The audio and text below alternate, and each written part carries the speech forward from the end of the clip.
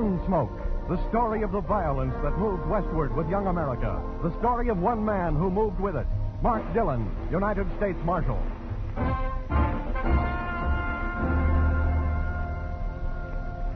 They all drifted here to Dodge City, one time or another. The Buffalo Killers, the Saddle Bums, the Spoilers. It's the end of the track and the start of the wilderness, the dumping ground of odds and ends and beginnings and leftovers. The place to stop and take the kind of pleasure you need. The place to pass through, and sometimes it's a place to die. My part of it was a sun-baked shack, rent paid by the United States government, and a marshal's badge, furnished free. I was at the window watching the heat plump itself with Kansas dust and roll in towards the town when the door opened. Your name Dillon? You the United States Marshal? She was about 50. Poke bonnet, gingham dress, beaded Indian moccasins for shoes. They said there was a steady marshal here in Dodge City. Been living for 6 months running. They've been lying to you. 4 months. They say you and your gun can break a man's heart at 50 yards. It's on your mind. Want you to saddle up and get down to Gouge. Why? My husband. He owns the White Buffalo there. Roulette, music, drinks. They say the roulette wheel's crooked. I'll tell you what to do. There's a fella here in Dodge City named a Sin Killer Stokes. Saves souls by the bushel. Trumpet playing and everything. You tell Sin Killer about your husband. In Gouge, they kill a man who runs a crooked wheel. I don't want my husband dead. Well, look, ma'am, I don't even know you... Abigail Contuarius. That's my name. Yeah, well, Mrs. Contuarius, you don't need a marshal. You need an honest husband. He's no more crooked than you are. If he was, I wouldn't take none of his money. Sure. Don't sure me, Marshal. The money don't just mean money to me. It means books for Indian kids and writing stuff. Slates and all. Oh, a missionary. Me? With a gambler and a philanderer and a toper for a husband? I teach Indian kids. Teach them to behave and a little learning, that's all. Well, that's good work, ma'am. These towns could use more people like you. Don't sniff around me. You marshals are supposed to mean law and order and the rights of decent people. Gouge, I could use some of that. You coming, or do I have to ride my mule some more? Ride it back to Gouge. I'll be along. Make it soon, Marshal. There'll be a convulsion down there if you don't. It was night when the town of Gouge loomed out of the wilderness and beckoned to me like a painted, skinny hag. If Dodge City had a sister, this was it.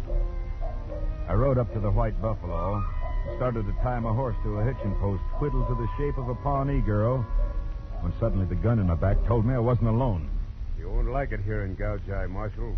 Pretty as it is, you won't like it. No? No, don't turn around, Marshal. I'm shy, I'm modest, I embarrass easy. Isn't that so, Harold? See? Harold thinks it's so. Harold had his tongue clipped. Apaches. Maybe it was too long. No, that's not a genteel thing to say to Harold, Marshal. He takes offense easy. I'm new here. Back in Dodge City, the etiquette's a little more formal. Then go back to Dodge. We're happy here in Gouge, like little birds. You could spoil it. I was invited. Special invitation. Yeah? Well, the dance is over. Now, Harold, now! I told you wouldn't like it in Gouge, Marshal.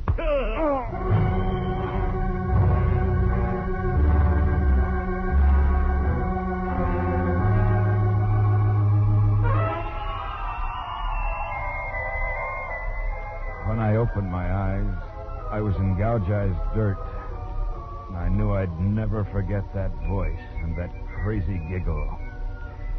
I picked myself up and waited till the town stopped its dizzy dance. On its third time around, I spotted a horse trough and stuck my head in it to get rid of the blood on my face. I finally pushed my bones through the swinging doors of the White Buffalo. A girl leaned against the bar, strumming a guitar. Black hair, slender.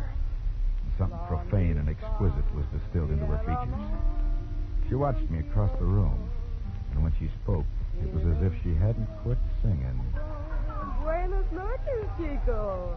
Evening. Oh, a marshal. A marshal with a cut face and a muddy badge. You buy girls drinks, Marshal? Here's a buck. Buy yourself one. Where can I find the owner? Over there by the poker table. Which one? The goatee and pompadour. Thanks. Come back to me, Chico. They call me Tamar. Tomorrow, huh? Maybe I will.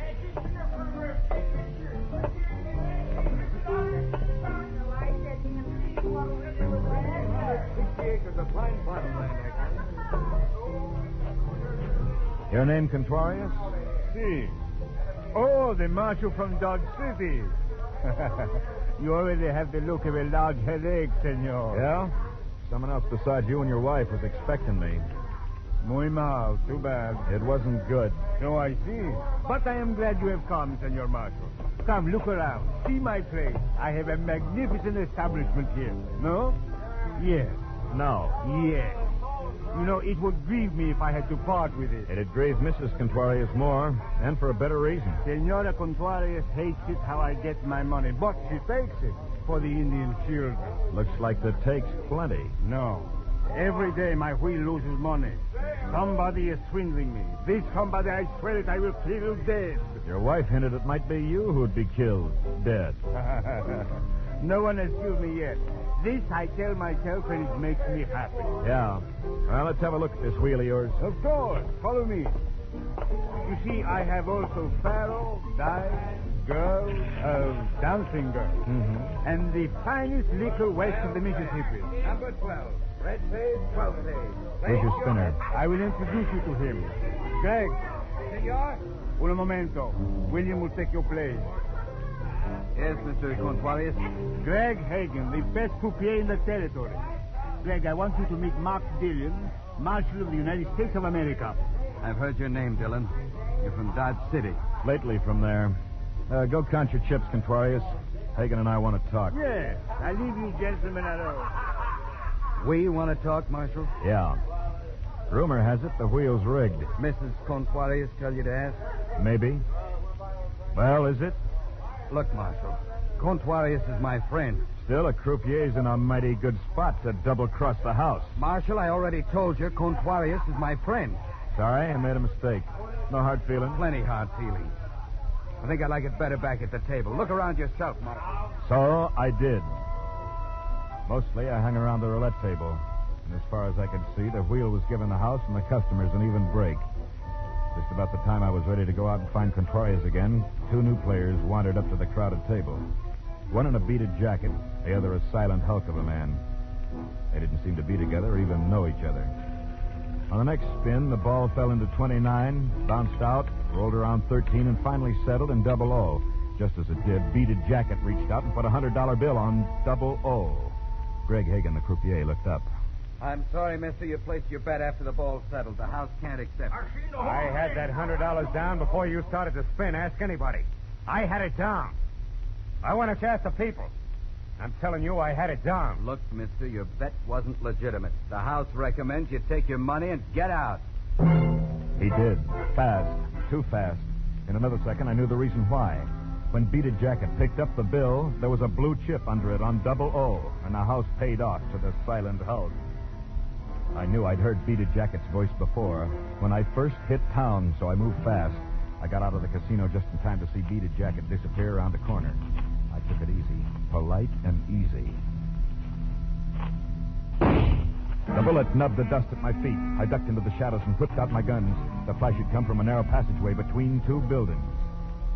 I'm in this alley, Marshal. Come on in and get me. Wait right there. I'm waiting.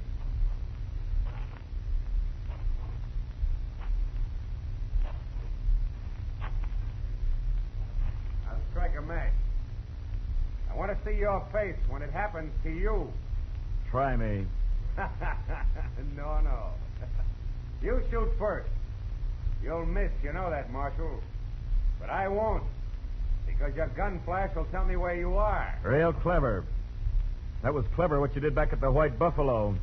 Honest Injun. Tell me about it. You and your friend. That was Harold, huh? The giggle with the talent for pistol whipping? Tell me all about it. You throw down a $100 bill with a blue chip underneath it after the ball drops. You get yourself thrown out. Harold, who never made a bet at all, collects 35 to 1. Oh, did Harold do that? Did you do that, Harold? And there he was, framed in the entrance of the alley. I was caught between them. Beaded jacket and a mute called Harold. The big guns in Harold's hands turned over and over. His face held all the evil in the world. You're right, Harold. Take him.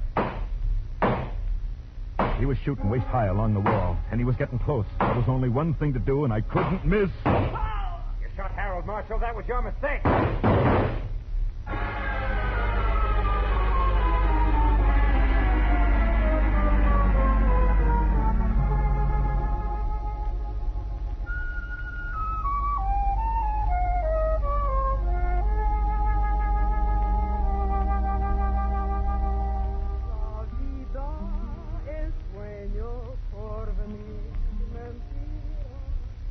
When I opened my eyes, I was in a place I'd never been before, a kind of cottonwood clearing. I eased the wound in my shoulder, and from across a smoldering campfire, I saw her. Tamar. The morning sun lighted up the features of a man at her feet. Senor Rafael Ramon Jose Contuarius. The bullet hole in his forehead gave him an extra flourish. Now it was Senor Rafael Ramon Jose Contuarius, deceased. And the girl named Tamar was singing a love song.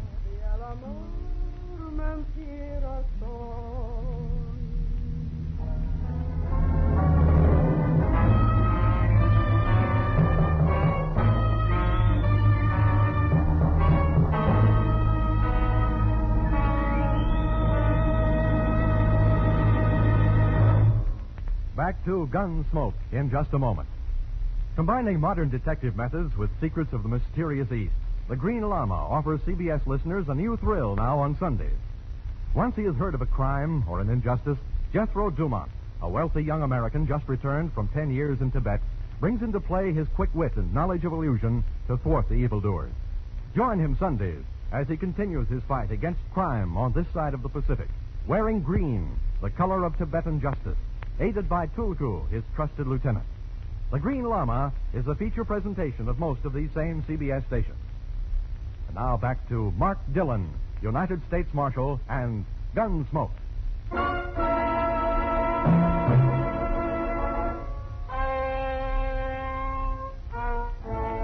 When they pinned the marshal's badge on me, they said I had a job to do. This morning, my job was a man with a bullet hole in his forehead and a marshal with a wound in his shoulder. The dead man was Rafael Ramon Jose Contuarius, and the marshal was me. And there was a girl named Tamar. You have slept long, Chico, without dreams.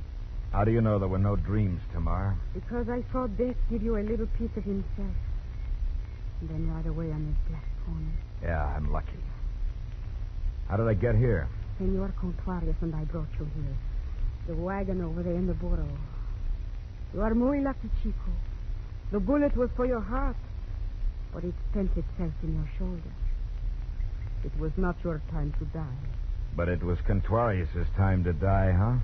Perhaps his grave has been empty too long. And you knew him well? See, I knew him. Well enough to kill him? I did not kill him. Senor Contuarius was my protector. What did he protect you from? Himself? I like your mouth better when it is gentle, Chico. Then who did kill him? I do not know. While we were here trying to help you, a bullet came out of the darkness and found Contuarius. How come you picked this place? It is a place Senor Contuarius and I knew well. Oh, like that, huh? It is a place where Senor Booth would not look for you if he knew you were still alive. Booth? Oh, so that's his name, the man in the beaded jacket. How come he didn't finish me? When we heard the shots, Senor Contuarius and I ran out of the White Buffalo. I persuaded Senor Booth that you were dead. Booth persuades easy, huh? He persuades easy, for Tomar. The shots were heard, people came. Senor Booth does not like too much attention. Well, he's going to get all of mine, Tamar.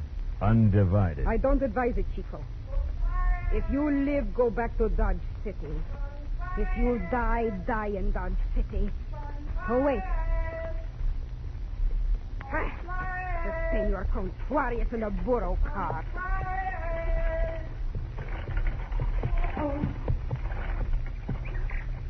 Where is he? Where is he? Answer me, woman. Answer me. There, senora. Behind the marshal. The marshal? Hello, Marshal. They said you'd been killed. Get up, Conrad. Get up. He's dead, ma'am. Oh. He shouldn't be lying here on the cold ground. I'll lift him up into the cart. I will help you, senora. If you so much as touch him, I'll kill you. Come along. Conrad. You're pretty strong to lift him yourself. I've done it before. You're hurt, Marshal? I'll be all right. You can come too if you want. Take you back to town. Look, ma'am, I'm sorry about... Sorry? You should never have left Dodge City. All it got me was a dead husband. Get in.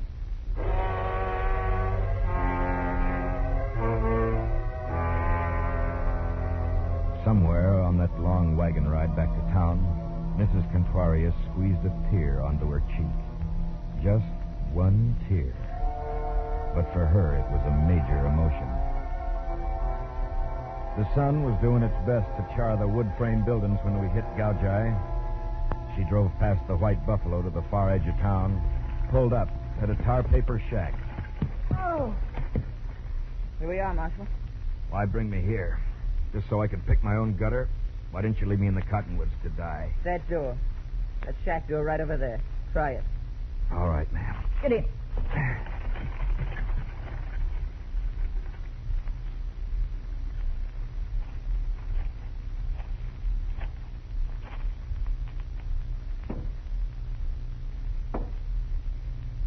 Yeah? Well, Marshal, I heard you were dead. Hey, you're hurt. Come on in. Thanks. Who sent you here? Mrs. Conrad. Huh? You better cut away that shirt. Why'd she send me here, Greg? Not neat, Marshal. Not neat at all. Why here, Greg? Lie still. I'll get some things. You haven't answered my question. I do things with my hands, Marshal. Spin roulette wheels and extract bullets between spins. You a doc? Yeah, I'm a doc. Was. Had a shingle. Nice, shiny one. And they said I couldn't have it anymore. Malpractice, they said. What you looking at? That roulette wheel on the table over there. Don't you get enough practice at the White Buffalo? Don't strain yourself, Marshal. I won't. I'm not too much alive. But I once knew a croupier clever enough to spin the wheel so that the ball would drop in any slot he wanted. That'd be pretty hard to prove, wouldn't it, Marshal? Yeah, it would. Now, you want that wound fixed? Uh-huh. I'll bite my lip real hard. Do that, Marshal.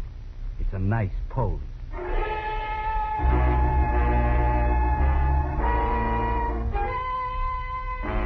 I bit my lip, but all I got was a pain in my mouth. And I didn't need that. There was enough pain. It started when Greg put a scalpel against my shoulder, and it went on from there. It went on for a long time. Finally, everything gathered into focus. Keep that bandage dry, Marshal. You'll be all right. Thanks, Doc. What's your fee? This bullet, the one I took out of you, I want it as a souvenir of the time I saved a marshal's life. You're welcome to it. Just tell me this. You know a girl named Tamar? Girl in the Bible had that name. Conrad knew a girl named Tamar. Now he's dead. Conrad is dead. Well, I suppose somebody wanted him dead. Yeah. But stick around. I may want to talk to you again later. It's always a pleasure, Marshal. I'll be around. What are your plans? I'm going to take a killer. With your shooting arm in a sling? I don't think so. I'll gamble on it, Greg. Want odds?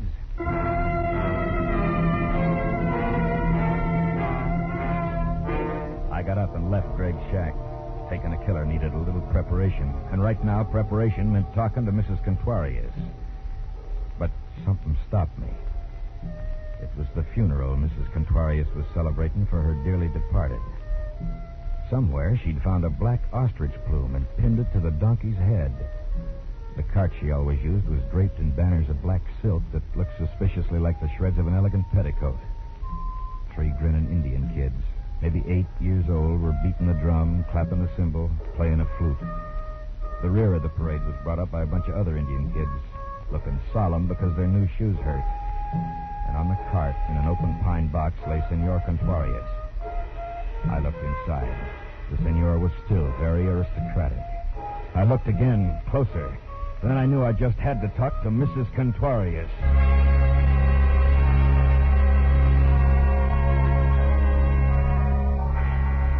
It was maybe an hour later when she drove up to the White Buffalo alone, her cart empty and stripped of the banners. She looked uncomfortable in her black cotton. Lend me your good arm, Marshal. I don't want to rip this dress. Yes, ma'am. There you are. Nice funeral, ma'am. Thanks, Marshal. Kids behaved real nice, didn't they? Yeah. You done a good job on them, ma'am. Thanks. You haven't been very successful, have you, Marshal? Maybe that's your fault. Maybe you haven't told me enough. About what? About Tamar and your husband, for instance. What about Tamar and my husband? This about them, ma'am. They were real good friends. That could be a reason for you to kill your husband. Could, Marshal, but it wasn't. Maybe he was killed because he found out who was cheating his wheel and you didn't. But I did. Then why don't you take him? You want me to take Greg Hagen? Greg, I don't believe it. Hagen's an honest man, as honest as you are, Marshal. Can you prove what you're saying? I don't know. But I'm sticking around to see if I can. And I'm sticking around to see if I can bring in a killer. Who is it? Maybe you? Maybe Greg? Maybe Booth, the man in the beaded jacket? Maybe even the girl named Tamar. Then come on in and have a drink. You look peaked. I followed her into the casino. In an hour, it began to fill up. I hid myself behind the stairs where I had a clear view of the roulette table and waited. About 8, she walked through the door. Tamar. Tamar in a dress of red. Tamar buckled with silver. She strolled over to the table and put some chips on the black as Greg spun. There was no sign of recognition between them. 7 black. 7 pays, black pays. Place your bet. On the next spin, Tamar won again. Then she lost. She doubled her bets and won more times than she lost. After a while, she stopped playing colors and switched to single numbers, 35-1. She kept on winning, about 1 out of 4. In an hour, there was roughly $20,000 stacked in front of her. And in an hour, there wasn't any doubt they were a team, and Greg was spinning a crooked wheel. 13 black. 13 pays, black pays. Well, you're lucky. You're very lucky tonight, Tamar. Tonight, senora. I am always lucky at your tables, no? Not as lucky as tonight. Sorry, men, this is a private table from now on. You can all move over to the second row, right over there. Private table, senora? Yes, just you and this gentleman. Mrs. Contuarius was playing it smart. The man she thumbed at over her shoulder was Booth in his beaded jacket. I could have made my move then, but I decided to wait for the piece to play itself out. Mrs. Contuarius was getting them all together, and this show was too good to spoil. Greg, Booth, and Tamar. This is my last spin. That's all right, Tamar. All Mr. Booth wants is just one spin. Right, Mr. Booth? Yeah, just one spin. With a little lady. But I was... Mr. Booth, huh? Yeah. Well, I suppose it is all right. Spin the wheel, Greg. We'll spin. Once more. Bueno. All of my money on number 1. Number 1, huh? That's a good number. Number 1. I'll take 10,000 in gold on number 1.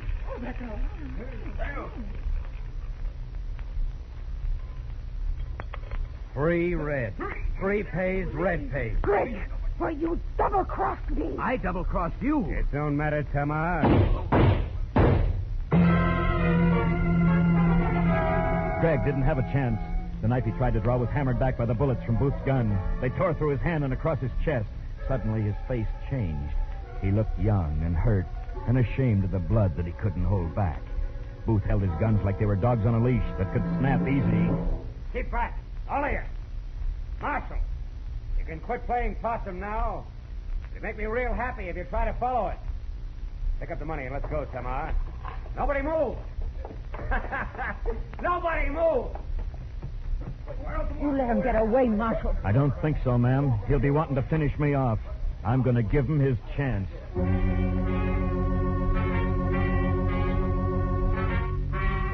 I could have looked for him in a lot of places, but he was with Tamar. That narrowed it down. There was only one place to look. It was dawn when I found him, resting easy in the cottonwood clearing. I knew you'd have to come after me, Marshal. You know, you're funnier than an actor I saw once in Dodge. You're much funnier. Maybe you laugh too easy, Booth.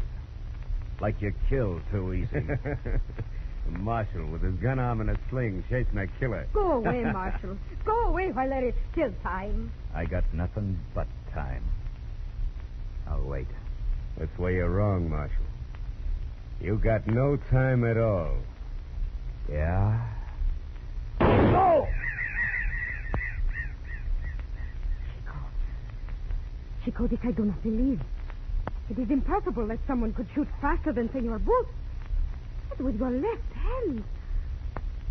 Oh, Chico. You are so very quick with your gun. I like that about a man. Take it easy, Tamar. Come on, let's go. Go? Oh, not now, Marshal. There is time. Sit here next to Tamar. Like this? Mm-hmm. You know what I think? Oh, Chico. Chico, do not talk now. I think you had a great thing with Greg. He could put that ball in any number you bet on. Only that wasn't enough for you. Oh, but it does not matter now, Carito. You thought you could double your profits by throwing in with Booth. Maybe you were going to double-cross him, too. Like you double-crossed Contorius and Greg. Oh, do not worry about it, Chico. The money is yours, too. It belongs to Mrs. Contorius. And that's who's going to get it. What? What are you talking about? Take your choice. Come back with me to the jail in Gouge, or I'll turn you over to Mrs. Contorius. And I don't think she could stand having you alive. Why, you... Oh, Chico, surely. Surely you are playing with me, huh? You murdered a man, Tamar. Chico. You killed Contorius. But, Chico, I told you the shot that killed Contorius came from the woods in back of the clearing. Much closer than that. From your gun, Tamar. Contorius had powder burns on his forehead, so that shot was fired from up close. I saw that when I looked into his coffin. Powder burns from your gun, Tamar. We will go away together, you and I, Chico. Listen to me, Chico. Contorius found out you were double-crossing him with Greg, didn't he? Listen to me. Let's go, Tamar. Listen to me, Chico. There is plenty of money, yours and mine. Listen to me, Chico. She put her arms around my neck and her lips close to my ear. And for a long time, for a long, long time, first in English, then in Spanish, then in Cherokee, and in a language I couldn't recognize, she whispered at me every foul name in the book. She was talented. She didn't repeat herself once. Tamar didn't understand that a marshal had a job to do, and that the job got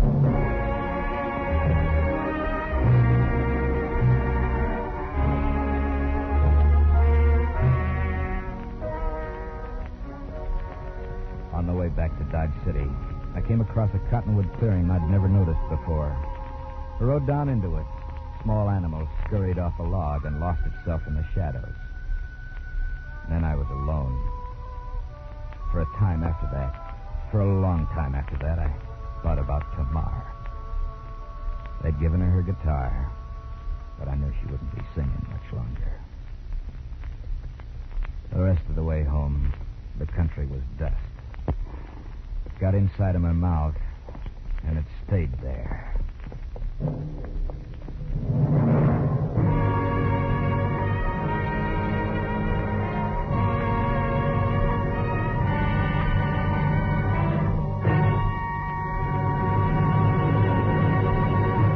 Gunsmoke featured Howard Culver as Mark Dillon, supported by June Foray, Gerald Moore, Vic Perrin, Jack Crucian, D.J. Thompson, and Jay Novello. Music was composed and conducted by Del Castillo. The original story, by Morton Fine and David Friedkin, was directed by Richard Sandville. This is Alan Botzer to Gunsmoke, and another thrilling adventure with Mark Dillon, United States Marshal.